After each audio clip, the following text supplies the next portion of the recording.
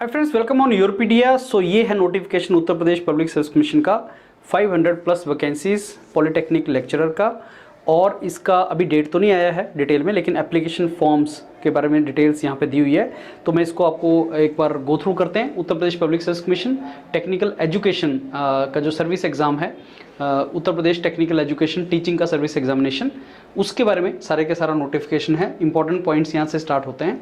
आपको application fees वगैरह जो देनी है वो ये सारे के सारा मेंशन किया हुआ है। इंडिविजुअल को कितनी फ़ीस इसकी पे करनी पड़ेगी वो आप यहाँ पे देख सकते हैं। ये आपका एप्लीकेशन फ़ी है। उसके बाद एक रिटन एग्ज़ाम होगा अलग अलग सेंटर्स पे, और रिटन एग्ज़ाम उसी तरीके से जैसे लिया जाता है कि जैसे टेक्निकल पार्ट होगा आपका, टोटल मार्क्स कैंडिडेट्स के रिटन और इंटरव्यू के मिला के निकाले जाएंगे। और नंबर ऑफ़ वैकेंसीज़ 513 वैकेंसीज़ हैं फ्रेंड्स, और ये नंबर चेंज हो सकता है एज मैंशन। और एक ग्रुप बी की जॉब है सारी की सारी। एंड उसके बाद आपका रिजर्वेशन जैसे होता है सेम रिजर्वेशन पैटर्न है। बहुत आपको ऑलरेडी इसके रिजर्वेशन का आइडिया होता है कितनी रिजर्वेशन कैसे ऐसे होनी है। और उसके बाद आपका जो एकेडमिक क्वालिफिकेशन है, तो lecturer engineering and technical wing के लिए जो लेक्चरर्स की रिक्वायरमेंट है, ये अलग अलग ब्रांचेज हैं इंजीनियरिंग की, इनमें लेक्चरर्स रिक्रूट होने हैं, जिसके लिए बीटेक बीई को एक एलिजिबिलिटी माना गया है। अगर मास्टर्स डिग्री है तो वो एडेड एडवांटेज आपके पास। डायरेक्ट रिक्रूटमेंट लेक्चरर जो है वो बैचलर एंड मास्टर्स डिग्री तो दोनों होनी चाहिए।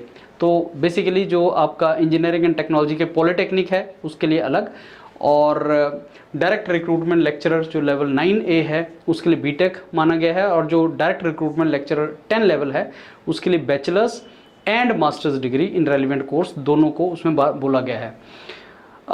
यही सेम आपका क्राइटेरिया बाकी जैसे आर्किटेक्ट वगैरह के लिए है, वर्कशॉप सुपरिटेंडेंट के लिए डायरेक्ट रिक्रूटमेंट लेवल है, और लेक्चरर का लेवल 10 लेवल 9A लेवल में डिफरेंस है थोड़ा सा। और नॉन इंजीनियरिंग की जॉब्स भी हैं जो यहाँ पे मेंशन्ड हैं। एंड साथ में आप ये बेसिकली ग्रेड पॉइंट्स वगैरह जो हैं इसका कैसे आप ग्रेड निकाल सकते हैं। ये पोजीशंस हैं, सीट्स हैं। मैकेनिकल की 140 ये जो वैकेंसीज हैं अलग अलग कैटेगरीज में, इलेक्ट्रिकल 52, सिविल 62 और इलेक्ट्रॉनिक 77। तो ये अलग अलग ब्रांच में जो सीट्स हैं टोटल 513 सीट्स नोटिफाई हुई हैं। एज लिमिट ऑब्वियसली स्टेट में ज़्यादा होती है, 40 ईयर्स तक की रखी गई है, रिलैक्सेशन एज भी है इसमें।